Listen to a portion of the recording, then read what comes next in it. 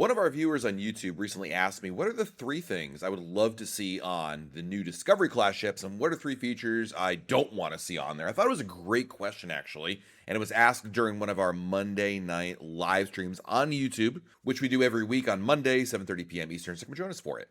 But I thought it was a really good question. I wanted to dedicate this podcast episode to that because the Discovery class represents the next new cruise ship in Royal Caribbean's fleet. And in thinking about that, I mean, there's so many things that come to mind, right? In terms of what would you really want to see? Like, if you had three features that you absolutely wanted to retain and three that you definitely don't want to see on there, how would you do it? And I'm going to be perfectly honest with all of you. I'm being incredibly selfish on these things. Like, sometimes I do these kind of episodes or topics and I try to think like about the bigger picture and everybody else. Nope.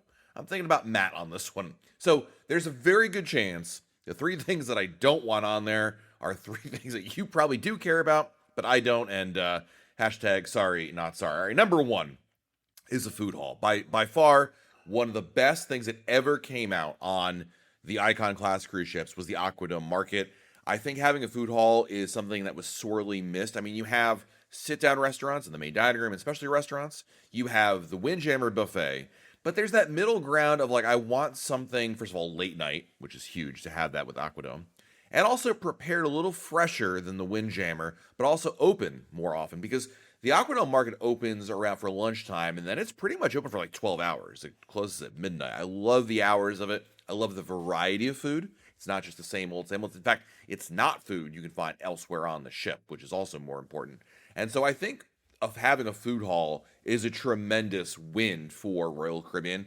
And on the Discovery class, to me, it would have to be a must-have. I mean, I just think it serves such a great role. It's funny, if you had asked me before Icon, about food halls, and maybe someone did ask me about this because obviously Virgin Voyages and NCL has it, I might not have thought it would have been that important as an idea. Like, I kind of, it seemed like a nice idea, but I never would have said, guys, we need to have a food hall on Royal Caribbean to make it better. But having experienced it, it's definitely better having a food hall on there. So that's number one. Number two, I'm going to put here indoor pool. Now, this one, I'm going back to a feature that used to be on the Quantum class ship, still exists on the Radiance and Vision class, although it's for the Solarium. But I mean a general indoor pool. Now, Royal Caribbean has said that the Discovery class ships are meant to be serving exotic destinations. Alaska was one place they mentioned. I do think that having an indoor pool is certainly really useful for when the weather doesn't cooperate. I mean, even in the Caribbean, I mean, it can be downright disgustingly hot and humid. It can rain a lot. Having a roofed-in pool, I think, is really smart. Now, here's the problem. Many of you are probably already thinking, oh, man, that's a great idea. Put a retractable roof on there, and you've got it allows you to open it up when it's nice out and close it up when it's not. I would agree with you. And Royal Caribbean actually did this with the Quantum, Vision, and Radiance class ships. The problem is they never use it. I mean, I don't know what the issue is, but in my experience, I think I've seen the retractable roof actually open on any given ship, like, I don't know, 2 or 3 times. And it's usually at the very beginning when a cruise ship launches. And then for whatever reason, they don't do it. Probably because it breaks or there's a maintenance issue and it's just easier to keep it closed because then there's no negative impact to it. It really is strange, and I never understood why they didn't open it more. But at any rate, I'll just say an indoor pool. I mean, I think there's value in that, and having a climate-controlled pool is important. I'm not going to say it should be the adult-only area necessarily. I'm just simply going to tell you that I think that having an indoor pool just works well. I mean, certainly the ship is quote-unquote smaller than Icon or Oasis class ships. So, we don't know how much pool deck space we're talking about. In a perfect world, they'd have an indoor pool and an outdoor pool. Again, I'm basically just recreating the Quantum classes. I'm thinking about it now because if you go on the older Quantum class ships before Odyssey, that's essentially what they have. But I do think it's an idea that works. And I think that having a climate-controlled pool extends the usefulness of it. And so, regardless if the roof actually retracts or not, I still think it's really helpful. Speaking of the pool, while I'm at it, while I'm designing this ship, I'll add a swim-up bar to this indoor pool. I mean, few features have been so simple yet so effective as swim-up bars. They first debuted with the Oasis Lagoon area at Perfect Day at Coco Key. And then they got added to Hideaway Beach. Then it got added to the Swim and Tonic over on the Icon class cruise ships. And it's a home run, It's really nice being able to sit in the pool, enjoy the pool experience, because they'll have a drink and order it. I mean, it's fun. It's undeniably fun. And so I'd have the swim up bar as part of my indoor pool. Now, for number three, so far, number one and two were ideas that I kind of just pulled from existing ships. Three, I'm trying to be creative here. I'm putting on my product development hat. So, something people have mentioned before is Central Park. They'd love to see that feature on the Discovery Class, and I would too, by the way. But I'm again assuming this is exotic locales, weather considerations, blah, blah, blah. So, I think you need a quote unquote outdoor space. But in my version, it's not an outdoor space. I'm not sure what the right word is. I Googled it. Is a conservatory the right word? Like, I'm imagining instead of Central Park, like indoor Central Park, like I'm imagining like this glass enclosure that has live plants and everything like Central Park has, but it's more of a garden, right? It's more of a contained environment. In fact, less like a park and more like a sunken garden or a just like floral garden of that kind. But it needs to be obviously contained and enclosed because flowers are notoriously sensitive to changes in weather. And so I think that allows them to have an outdoor space, a beautiful outdoor space. And like I'm thinking like Butchart Gardens in Vancouver is what really came to my mind. But if you have it indoors and enclosed like a conservatory, I think that actually would serve the purpose of having something different, not just like, hey, look, it's another Central Park, but having something like that stands out on its own merits. And because it's climate controlled in there, it also makes it enjoyable to be out there no matter what the weather is outside. And so for that reason, I have that on here. All right, time for my three things that I don't want on there. And I'm sure number one will already annoy somebody, and that is the Flow Rider. Obviously, I don't like the Flow Rider. I'm not a Flow Rider guy. I've never done it. I'm scared of it. I enjoy the feeling in my face. I have no coordination. I have never had a desire to do the Flow Rider Surf Simulator. I understand that it's kind of a neat thing to have. To me, it's like the Bionic Bar in the sense that it's a feature on a cruise ship that gets attention. Like people instantly are like, whoa, that's on a cruise ship. It looks great in marketing, right? Now, it's different than the Bionic Bar because the Bionic Bar is fairly useless. The Flow Rider, trust me, I understand. There are a lot of folks out there who enjoy the Flow Rider. I mean, there are people on cruise ships, if you go there, that have like, they bring their own board on board because it's that much of an important thing to them. But I do believe, if I'm being as objective as I can, even though I'm not a fan of it, it takes up space. Royal Caribbean has already moved from having two Flow Riders on their ships to one Flow Rider on their newer ships. I think while it is a neat idea, I think it's probably time to move past it to something else. Going back to innovation, going back to this idea of, trying to not always have the same symbol. The same way I talked about the conservatory idea, not just being like, look, another Central Park. I think, look, having another Flow Rider doesn't really raise the bar any. And for this kind of a ship that is meant to, be a push in a different direction, I think that certainly would be a reason to nix the Flow Rider and put something else out there. I don't know what it is. I mean, I'll let the product development team figure that part out, but I would be fine with no Flow Rider on the Discovery class ships. Number two, if I didn't upset you with my Flow Rider comment, there's probably a good chance I'm going to get you with the next one, and that's a dedicated karaoke lounge. All right. I don't like karaoke. I never saw the value in it. I mean, people enjoy it, especially if you had a few drinks and you think, and some people are legitly good at it. Most people are not. Like 90% are not. 5% are decent and 5% are amazing. But that last 10%, they don't cruise with me. They're somewhere else. I feel like the karaoke, I mean, I'm not saying you should ban karaoke on the cruise ship. You can do karaoke in other spaces, but having a dedicated lounge like the Spotlight Karaoke, I don't know. I feel like it's unnecessary in the grand scheme of things. Again, I just think if you're going to have that space, I personally would rather see some other idea, some other concept come out of it, right? I mean, space is very limited on cruise ships. And so if, having the opportunity for something else, like, I mean, obviously when they brought out dueling pianos on the Icon class, great idea, right? Something different, familiar, but yet fun and something we hadn't seen before. And so I think having another dedicated karaoke, I'd say I would leave that one out. And for my last option, I really went through a couple different ideas or possibilities, but I'm just going to go bold here and say a casino that allows smoking in it. I said it. I mean, I feel like this is a trend that needs to go, or at least let's have the main casino be non-smoking and build out a smoking section that's like an enclosed area. This is what basically I've seen now on land casinos, where most of the casino, the vast majority, is non-smoking, and they have a smoking section off to some room somewhere. Do that. I feel like that's something that would definitely be helpful. I think in the grand scheme of things, it's the trend that's out there. And I know that we have a lot of listeners who are smokers. I don't have a problem with anything you guys are doing. It's just, it's just the trend reflecting the overall reality of what casinos are on land. And I feel like it's time to probably make that change. But I'm also, as I mentioned in this list, I'm being extremely selfish. So there you have it. So thank you to whomever recommended this topic. Hopefully it didn't alienate too many folks out there, but I wanted to share the things I would love to see on the Discovery Class ships when the first one debuts, by the way, in 2029. So we've got some time before we see if any of these wishes ever come true. All right, friends, time to answer listener emails. The emails that our listeners have sent in. You can always email me your questions, matt@royalcaribbeanblog.com, matt@royalcaribbeanblog.com. First email is from Alex in Alabama. Love the show. Sailing to Europe on Brilliance of the Seas to Greece. How do you adjust to the time change? How do you do your first day? Do you head to the Acropolis or wait later? Best time to see the Acropolis in the morning or late afternoon. Any tips will be great. So my strategy, and I've done this now 4 times, I believe. It works. I'm not saying it's the easiest strategy, but I will simply say overall, it's the best idea. When I land in Europe, regardless of what time it is, I adjust immediately to their local time and I don't take a nap. So when I was just in Europe a couple weeks ago and I landed at, it was like 7 a.m. in the morning, switched my time obviously on my phone, and then I did not let myself go to sleep until I think I finally went to bed at, was it 7 p.m. or like 9 p.m., something like that.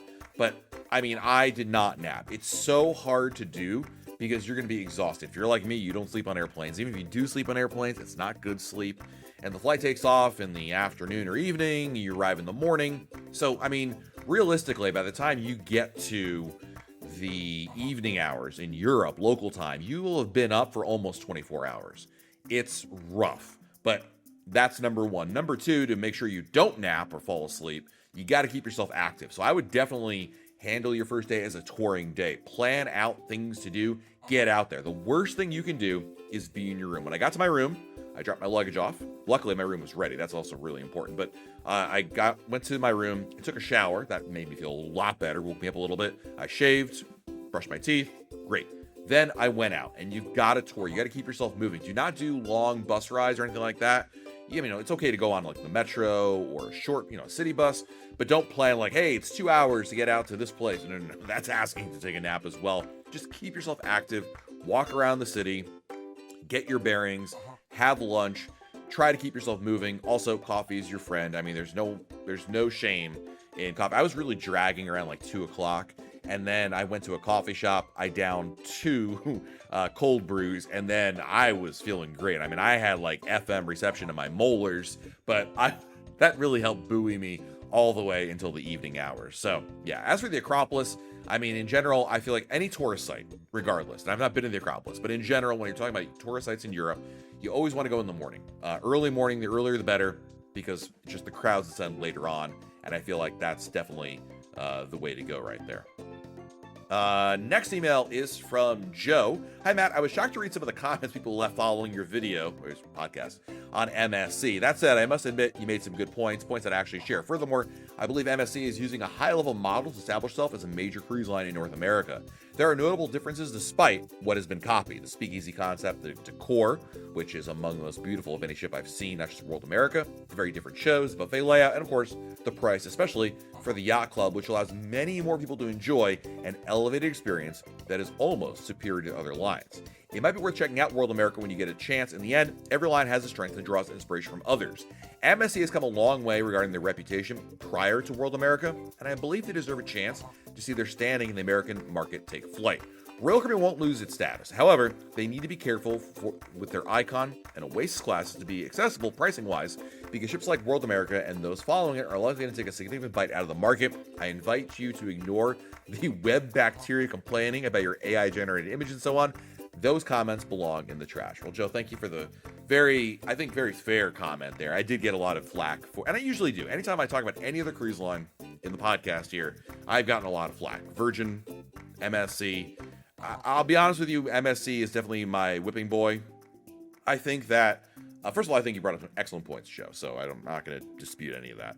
I think while every cruise line draws inspiration from others, MSC flagrantly copies Royal Caribbean the most. I mean, they just seem to clearly just pay whatever their playbook is. Whatever Royal Caribbean does, we try to reverse engineer it. I feel very, very confident in that. Again, look at World America. Go look at their I forgot the name of it. Their sports bar at the back of the ship. In their not boardwalk, and tell me that doesn't look like Playmakers, like down to a T, including the colors. Anyway, that being said, the thing about MSC and their pricing, you're absolutely right, and that's very spot on. MSC has been very aggressive with their pricing being cheap. Now, this is, by the way, like business 101. If you're trying to get market share and ingrain yourself in the market, this is one easy way to do it. Now, keep in mind, MSC is a major shipping company. The cruise aspect of their business is very small. They're mostly, you ever seen those like shipping containers that MSC on the side of it?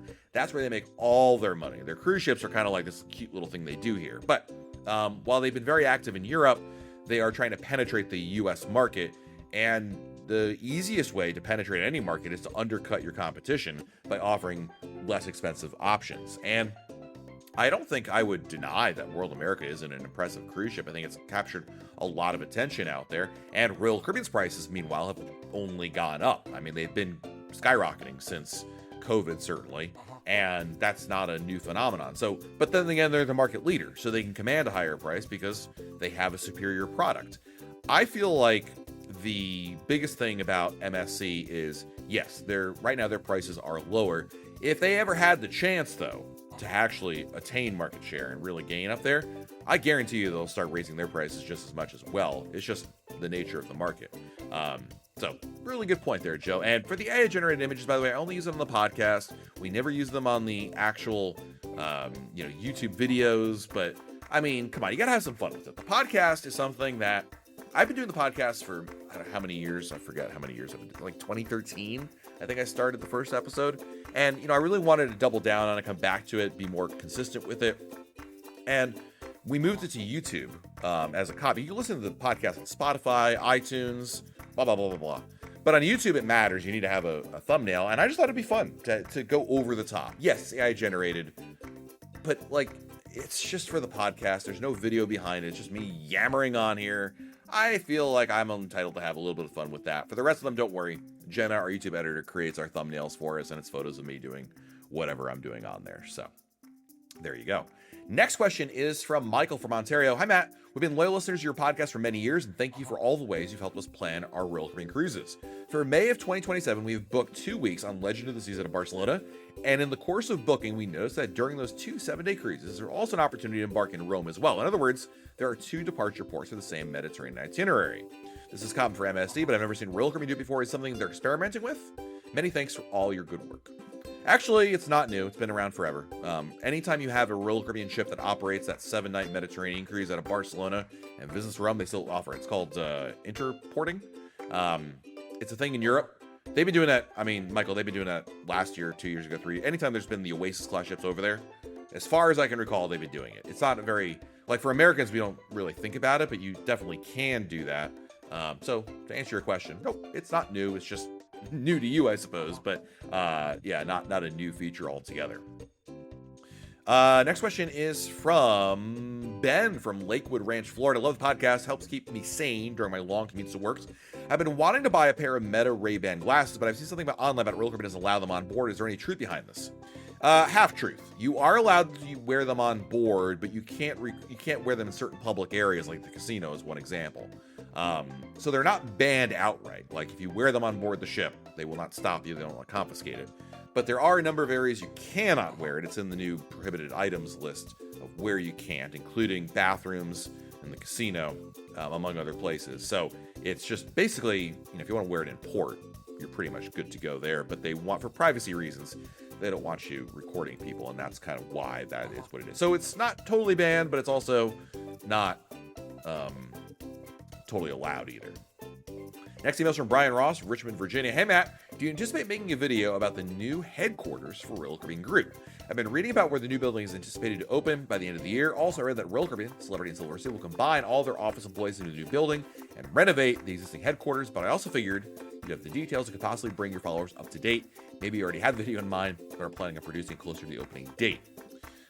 No, it is a really impressive building. They are building a new headquarters literally next door to the old one. And it looks really cool. It will be done soon, finally, because this is a project that came out like back in COVID, but right before COVID, and they were like, I think we'll pause on that. Anyway, they're doing it again. I'm not doing a video on it because it's like, yeah, it's kind of cool to like, I guess you and me, Brian, because we're super cruisers, but I mean, there's no like vacation aspect to it.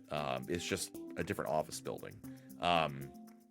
So probably not. One neat detail though, and I don't think the new office will have this. The old office, if you looked at it overhead, like from like a blimp or an airplane or something, or a drone, it actually formed a crown and anchor logo, which is kind of neat. I don't think the new one's going to do that. So yeah, am I planning on doing a video? Probably not, unless there's something really interesting about it. I mean, to be fair, if Royal Caribbean invited me, because this is the other part, I have to be invited there to go check it out. And like, hey, here's what like. There are some really cool things about headquarters. The innovation lab, which already exists, is really neat. Being able to see, Michael Bailey's office.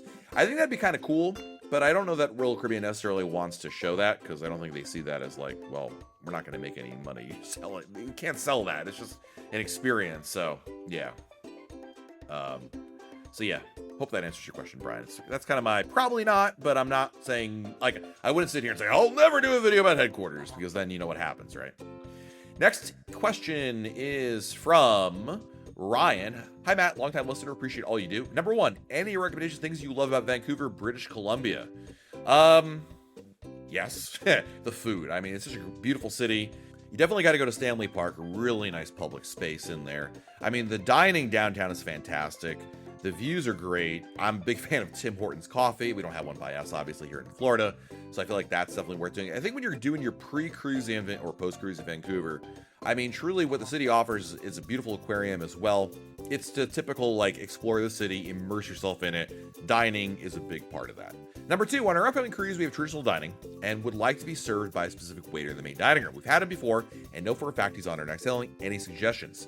Basically, Ryan, what you want to do is go to the main dining room on embarkation day, speak to the head waiter on there and explain what you're trying to do, and they will try their best to move you to that table to have that waiter. So it's probably your best bet. I mean, you could send an email before the cruise to rcldining@rccl.com, but I feel like you're probably just better waiting up to do it on the ship. It's probably easier, quite frankly.